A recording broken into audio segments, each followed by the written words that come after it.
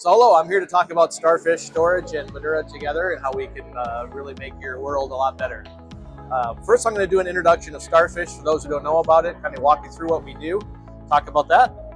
So Starfish really solves a complicated paradigm, a complicated problem, yet in a very simple way. So the problem being, you have a lot of files. You have files probably everywhere. You have files on multiple types of storage vendors, multiple types of locations, maybe even up in the cloud on some archive storage. And I'm going to guess your challenge is trying to figure out what files you actually have. What should they be doing? Should we age them out, etc.? And that's the problem, or one of the problems that Starfish is here to solve for you. So we do it in a two-part kind of way. We help you discover all your files, no matter where they happen to be. We walk all your file systems, including cloud-based and on-premise and POSIX-based and all the different types of file systems there are. Discover all those files for you and build a very rich catalog. And then we have an automation engine that can do things for you. So I'm going to go into a little bit more detail about that. So the discovery portion, once we discover all your files, we put them into a database. We call it the unstructured data catalog. That is a very robust database that essentially gets your entire file structure, all the metadata associated with those files, and brings them into the database, organize it in such a way that it makes sense by volume and all the things that you would want to see, and then allows you to do things with that discovery, such as you can, again, find all your files, you can help control costs, figure out ages, do a lot of reporting, all the typical things you'd want to do to find files. The real power comes in giving people the ability to look at things that they typically don't get to look at, giving them the power to look at, hey, this directory has 100,000 files that haven't been touched in 3 to 5 years. Should we do something with it? It's sitting on primary storage. Gives you the ability to find those files that might be a copy of the same directory that's 30 directories down the tree that are very hard to find, and expose those types of things. Give you a ton of analytics, things to look at. Basically, if there's a method or a way you want to view your files or find data about the files, pretty much to the nth degree that we can help you do that. You can help you take smart actions. I'm going to go into that on the next slide a little bit, but think about it. If you have a data set that you're looking for and you find all the files, you probably want to identify them somehow. So you can do tagging. So you can create your own tags or use our default tags and tag that data with whatever makes sense to you. And then you can act upon those tags and do something with it. Now, the real power, before I go on, is we do this at scale. It's one of the things that sets Starfish apart from really anybody else. Is if you've got multiple petabytes of storage and 2 billion files, that's a walk in the park for Starfish. So we easily can do file management at scale. The second part is what we call the automation engine, and this is where we can take action upon the files that you found. And this is where really the power comes in, is what would you like to do? Starfish can do it for you. So think of the standpoint of, I've identified a bunch of files. Those aged files are sitting on my VDURA array. They're taking up some space, even though they've moved down to a lower tier of storage. VDURA is doing a great job for you to keep it there. But those files are now 5 years old. Maybe you want to delete them.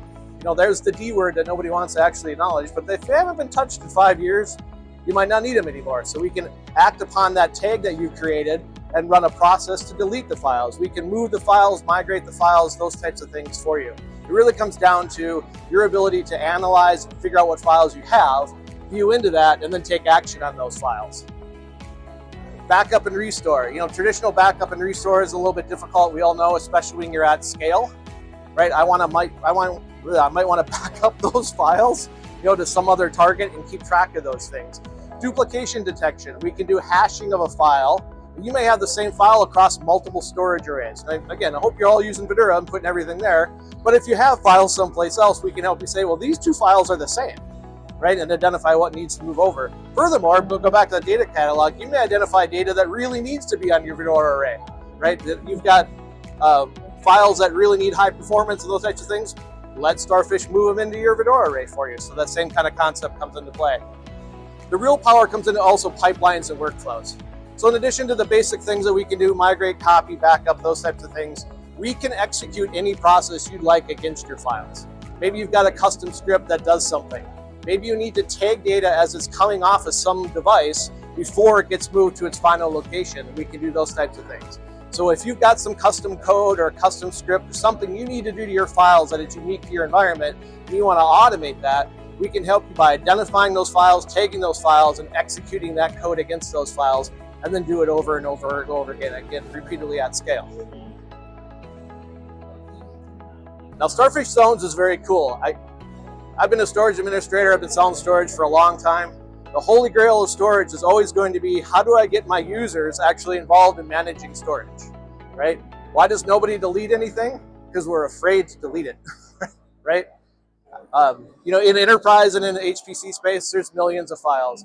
I can guarantee you all of us here probably have MP3s from when iPods were super popular in the 90s that you still don't want to delete, because you never know, Spotify might go down and you need those files again, right? So I got one hand raised, thank for that.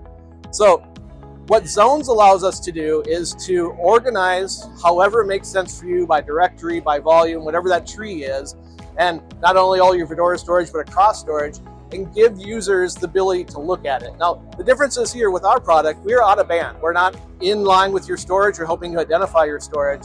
So what we can do is give users access to manage storage that they should have the ability to manage, but they might not even have actual rights to the storage itself. So now I can say, hey, I'm responsible for this data. It's coming off of this machine. I'm going to tag it as very important high-speed data. We're going to kick off a job and move it to your VDURA array, right? Or whatever makes sense to let those users manage storage in that way. The biggest thing is having storage administrators, or I should say having users identify to a storage administrator, do you need these files? Are they important to you, right? It's a hard thing to do. Starfish Zones makes it very easy to do that by delegating that functionality to those users without giving them rights to the array, which nobody in storage wants to do. One other aspect of this as well is identifying true cost, which is often hard to do. We often do it by a tier of storage. If you can do it at a file importance, you're obviously going to identify at a tier of storage. This cost me this per gigabyte, petabyte, terabyte, whatever I'm measuring by. Lower tier costs me this. Obviously, VDURA is great at helping you figure that out. What should be on SSD, what shouldn't, those types of things.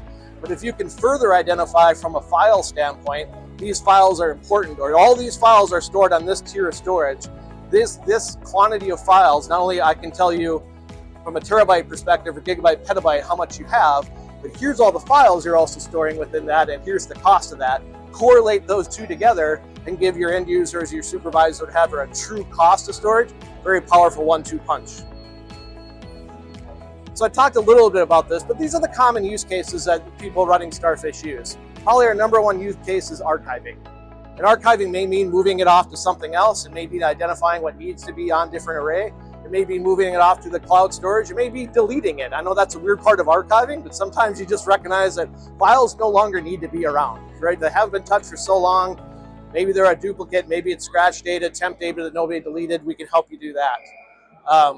Another big one is when it comes to, I'm going to touch on this a little bit later more in detail, but we live in the world of AI. It's obviously a big word right now, but the biggest thing, of course, we all talk about with AI is how do I identify the data I actually need to give to my model? So we have a unique way, again, by seeing all your files, we can help you identify that. That's becoming more and more of a very common use case for Starfish. I'm just looking through the list. I don't want to go through everyone on the slide, but the cool ones that kind of pop up. Anybody have one in mind you want me to answer? Fantastic. We'll talk about instrument workflows, and I mentioned this before, but more and more data is coming off of our HPC clusters. Even if you think of like hospitals and those types of things where data is coming from the actual machines, right? Maybe that data needs to be tagged, identified, done something with, moved into your file system. Again, another common use case of Starfish. So this, I mentioned AI. I was going to come back to this topic, of course. We're all talking about AI to some extent. And as we all know with AI, the biggest thing is getting the right data to the model, right? If I'm giving it stuff and I can't find it and I can't locate it, it kind of becomes hard to do. If I can look across your entire file estate, across all the stuff you have, identify the data or help you identify the data that needs to be used for your particular LLM, help you migrate that to your VDURA array so you can actually make use of it, map it to your LLMs and do something with it, that's super helpful, right? The biggest part is identifying and finding that data. Then take the result set, take the output of that result set. This is run #1 or run #2 or whatever your tags are for that. And then you can reuse that same tag set, that same data as it goes through your workflow. So that becomes a huge part of helping that. It all comes down to those tags and what we call machine learning operations, right? So again, operating storage, especially in a massive file infrastructure, you got billions of files, becomes very difficult to do at scale. And that's a big part of what Starfish helps you do and pull those data sets together. I just want to close. I know I've been brief, but I just want to close on why VDURA and Starfish together. What can we do, right? We put our two worlds together. We are truly helping you cost optimize your storage, right? With the power of tiering the functionality that can be done in the array itself, and the power of Starfish helping you identify all the files that you have, moving them into the array as they need to be, deleting them off the array to help you save space. The best of both worlds really coming together and giving you a level of information into your files that really, without the two of us together, is impossible to see. So I thank you for your time.